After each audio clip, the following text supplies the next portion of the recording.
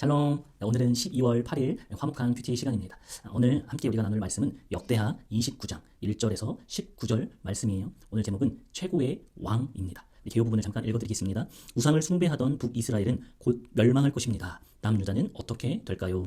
다행히 남유다에는 하나님만 의지하는 선한 왕 히스기야가 등장합니다 라고 기록하죠. 우리가 어제 본문 말씀을 묵상한 우리 친구들과 우리 선생님들은 어제 누가 등장했었죠? 아하스라는 왕이 등장했습니다. 그 왕을 뭐라고 이야기했냐면 최악의 왕이다 라고 이야기하죠. 그런데 오늘은 히스기야를 등장시키면서 그를 뭐라고 이야기하냐면 최고의 왕이라고 이야기합니다. 히스기야는 어제 이 최악의 왕의 아들입니다. 즉 아하스의 아들이다 라고 이야기하는 거죠. 우리가 본문을 통해서 계속 반복적으로 이야기하는 것이 있어요. 악한 왕이 등장하고 선한 왕이 등장을 합니다. 악한 왕이 등장했을 때 악한 왕이 어떻게 이스라엘 백성들을 다스렸습니까? 우상을 숭배하고 그 하나님을 저버리고 이러한 일들이 일어날 때에 그들이 이스라엘 백성들이 죄악 가운데에 들어가는 것을 볼 수 있습니다. 그런데 이 선한 왕, 그들이 어떤 일들을 이 성경 본문에 통하여 우리에게 알려주느냐? 그들은 하나님만을 섬기고 하나님을 의지하고 개혁을 일으키는 자라는 것을 알 수 있습니다. 오늘 이 히스기야도 잠깐 보겠습니다. 히스기야는 뭐라고 이야기하냐면 2절 읽어드리겠습니다. 히스기야는 그의 조상 다윗처럼 여호와께서 보시기에 어떤 일을 했다고요?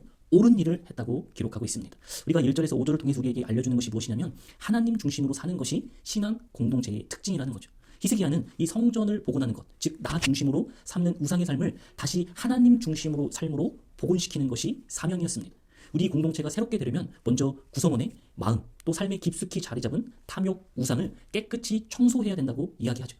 내 안에 있는 우상, 우리 가정과 교회를 더럽히는 우상 숭배의 잔재들이 무엇인지 한번 생각해 보세요. 그것들을 성경은 뭐라고 이야기합니까?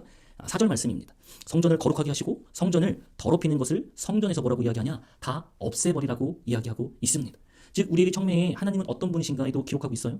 성전을 더럽히는 것, 그 내 삶 속에 성전에 제거해야 할 더러움이 무엇인가라고 이야기하고 있다는 것입니다. 생각해 보십시오. 지금 나를 성전이라고 부르시는 그 하나님께서 내 안에 하나님을 따라가지 못하게 하는 것들이 있다면 그것들이 무엇인지를 발견하고 또 그것들을 내어버리는, 제거할 수 있는 그러한 이 하루의 삶이 되기를 소망합니다. 6절에서 11절을 통해서 우리에게 또 주는 교훈이 있죠. 개혁은 과거의 잘못에 대한 철저한 반성에서 시작됩니다. 히스기야는 이 제사장들과 이 사람들을 모아서 그들의 불신앙과 과거의 배교, 그것들로 인하여 지금 우리들이 죄악 가운데의 심판을 받고 있다고 선포합니다. 즉 오늘 교회가 세상에서 수치를 당하고 이 세상에 조롱을 받는 이유도 별반 다르지 않습니다.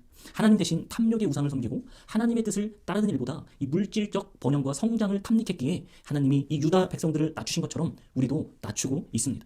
신앙 공동체의 본질로 돌아가 하나님만 주임 삼아 그분의 말씀의 삶의 규범으로 삼을 때에 교회를 향한 이 시선도 달라질 것이 분명합니다. 여기 성경의 말씀이 이렇게 이야기해요. 11절을 보면 그대들이여 이제는 시간을 낭비하지 마시오라고 되어 있습니다. 우리가 이 회개할 것과 회복할 것들이 내가 깨닫고 있다면, 안다면 어떻게 할까요? 더 이상 지체하지 말라고 이야기하고 있습니다. 왜요? 죄악의 습관을 내버려둔 채 낭비한다면 그것은 어리석은 짓이기 때문입니다. 12절과 16절에서는 또 우리가 무엇을 알 수 있느냐? 개혁은 자발적이고 적극적일 때에, 참여할 때에 성공할 수 있다는 거죠. 히스기야는 요청에 이 레위 사람들과 이 제사장들이 어떻게 하냐? 적극적으로 동참합니다. 지도자가 의지를 가지고 일어나자 이 공동체원들이 공감하며 동참하기 시작한 거죠. 신앙 공동체의 개혁은 지도자의 의지만으로 부족합니다. 뒷짐지고 방관하고 냉소하는 구성원이 있는 한 개혁은 그냥 요원한 일이 되고 공동체를 세우기 위해서는 먼저 마음으로 모으는 일이 시작돼야 된다는 것입니다. 2020년이 마무리되어가고 2021년이 시작될 때에 우리가 새로운 리더십을 만나고 또한 어떻게 이끌어갈 방향이 우리에게 세워진다면 그것들을 적극적으로 협력하여 주시기를 소망합니다. 그때 하나님의 나라가 조금씩 우리 가운데에 올 것입니다. 오늘 이 본문을 통해서 우리가 우리에게 이야기하는 것 무엇일까요? 계속 이 역대하를 통하여 묵상하면 우리에게 무엇을 이야기하고 있을까요? 환경과 상황이 중요한 것이 아니다.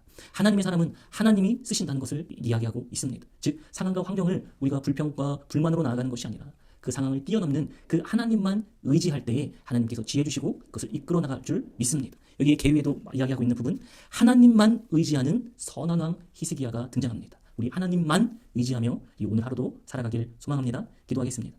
사랑과 은혜가 많으신 하나님 아버지, 오늘 이 본문을 통하여 역대하를 통하여 우리에게 계속적으로 이야기합니다. 성전의 회복과 개혁이 일어나야 한다. 그러기 위해 우리가 말씀으로 돌아가고 기도로 힘써야 한다. 그것은 혼자만으로 할 수 없고 같이 공동체가 한 마음과 한 뜻을 가지고 나아갈 때에 하나님께서 역사하신다는 것을 성경을 통하여 이야기합니다. 또한 상황과 환경이 중요한 것이 아니라 그 사람의 중심에 하나님만 의지하는가, 이것이 중요하다고 이야기하오니 내 성전을 회복할 수 있도록 내 안에 버려야 할 것들을 오늘 점검하게 하시고 그것들을 내어버리는 결단이 있는 이 하루가 될 수 있도록 주님께서 붙잡아 주시옵소서. 오늘 이 하루도 온전히 주님께 맡겨드리오며 사랑이 많으신 예수 그리스도의 이름으로 감사하며 기도합니다.